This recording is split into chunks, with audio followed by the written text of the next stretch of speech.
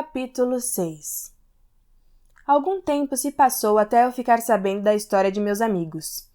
Era tal que ficou marcado em minha mente de forma profunda, desdobrando-se de várias maneiras, todas interessantes e maravilhosas para alguém tão profundamente inexperiente como eu.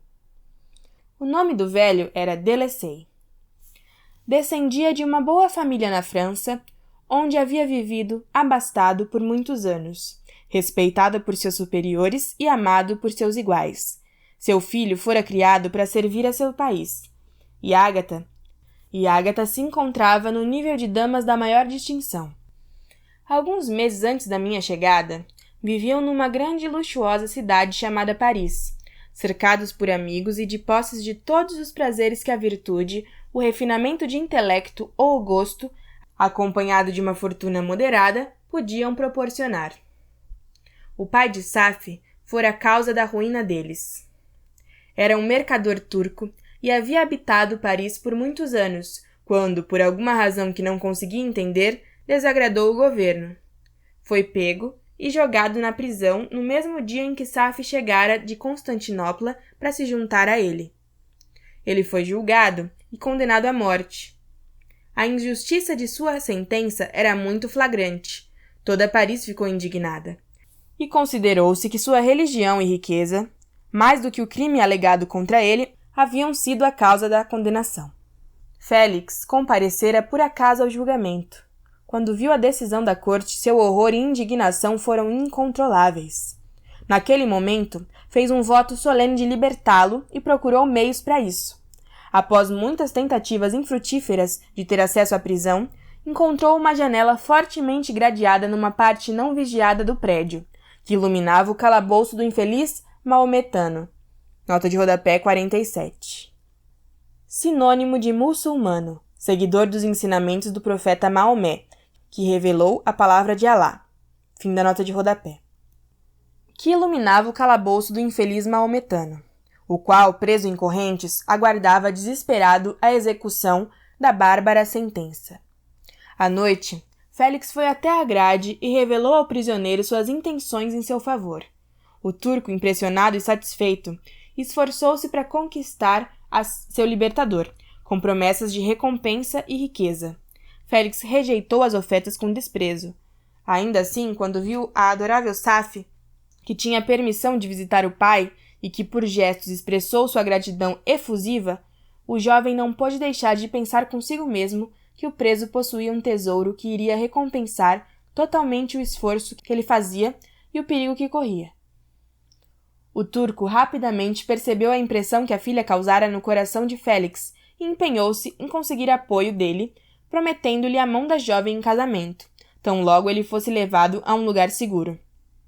Félix tinha pudor demais para aceitar a oferta, ainda assim ansiava por essa possibilidade como consumação de sua felicidade. Durante os dias seguintes, enquanto se faziam os preparativos para a fuga do mercador, o compromisso de Félix foi estimulado por várias cartas que recebeu da adorável menina, que encontrou meios para expressar seus sentimentos na língua de seu amado, com a ajuda de um velho, um servo de seu pai que entendia francês. Ela lhe agradeceu, nos termos mais ardentes pelo que ele pretendia fazer pelo seu pai, e ao mesmo tempo gentilmente lastimou o próprio destino.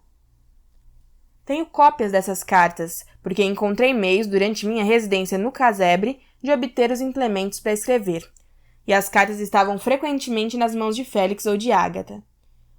Antes de partir, eu as darei a você. Elas vão provar a veracidade de minha história, mas no momento, como o sol já está bem baixo, eu só terei tempo de lhe repetir o teor delas. Safie relatava que sua mãe era uma árabe cristã. Feita escrava pelos turcos, reconhecida pela beleza, ganhou o coração do pai de Safie, que se casou com ela. A jovem falava com entusiasmo e admiração sobre a mãe, que, tendo nascido em liberdade, rejeitava as amarras às quais fora reduzida. Ela instruíra a filha nos dogmas de sua religião e a ensinara a aspirar a elevar seu intelecto e uma independência de espírito proibida a mulheres seguidoras de Maomé. Essa dama morreu, mas suas lições ficaram indelevelmente impressas na mente de Safie, que enlouquecia ante a ideia de voltar para a Ásia e viver emparedada nos limites de um harém, autorizada apenas a se ocupar com divertimentos infantis inadequados ao temperamento de sua alma, agora acostumada a grandes ideias e à nobre emulação da virtude. A ideia de se casar com um cristão e permanecer num país onde as mulheres tinham permissão de ocupar uma posição na sociedade era-lhe encantadora. O dia da execução do turco foi marcado, mas na noite anterior ele deixou a prisão e antes da manhã estava a muitas léguas de Paris. Félix arrumara passaportes em nome de seu pai, sua irmã e no seu próprio. Ele havia previamente comunicado o plano ao pai, que o ajudara na fraude, deixando a casa sob o pretexto de uma viagem e se escondera com a filha numa parte obscura de Paris. Félix conduziu os fugitivos pela França até Lyon e através do Monte Cenis até Livorno, onde o mercador decidiu esperar uma oportunidade favorável para passar a alguma parte dos domínios turcos. Safy resolveu permanecer com o pai até o momento da partida, tendo do turco antes renovado sua promessa de que ela deveria se unir a seu libertador, e Félix ficou com eles na expectativa de que isso acontecesse. No meio tempo, aproveitou a companhia do árabe, que demonstrava em relação a ele a mais simples e terna afeição. Eles conversavam um com o outro por meio de um intérprete, e às vezes por olhares, e Safy cantava para ele as divinas melodias de seu país natal. O turco permitia que essa intimidade acontecesse e encorajou as esperanças dos jovens amantes, enquanto em seu coração nutria planos bem diferentes. Ele abominava a ideia de que sua filha se casasse com um cristão, mas temia o ressentimento de Félix se demonstrasse dúvida, pois sabia que ainda estava nas mãos de seu libertador, caso ele escolhesse entregá-lo para o estado italiano, onde estavam vivendo. Fez milhares de planos para prolongar a farsa até que ela não fosse mais necessária, e ele pudesse secretamente levar a filha consigo quando partisse. Seus estratagemas foram facilitados pelas notícias que chegaram de Paris. O governo da França ficara enfurecido com a fuga de seu prisioneiro e não poupara esforços para deter e punir quem o libertara. O plano de Félix fora rapidamente descoberto, e Delassey e Agatha jogados na prisão. A notícia chegou a Félix e o despertou de seu sonho de prazer. Seu velho pai cego e sua gentil irmã se encontravam num calabouço fétido, enquanto ele aproveitava o ar livre e a companhia de quem amava. A ideia era uma tortura para ele. Rapidamente combinou com o turco que, se este encontrasse uma oportunidade favorável de escapar antes que Félix voltasse para a Itália, Safy devia permanecer como interna num convento em Livorno. Então, deixando o adorável árabe, ele se apressou para Paris e se entregou à vingança da lei, esperando com isso libertar Delassey e Agatha. Não teve sucesso.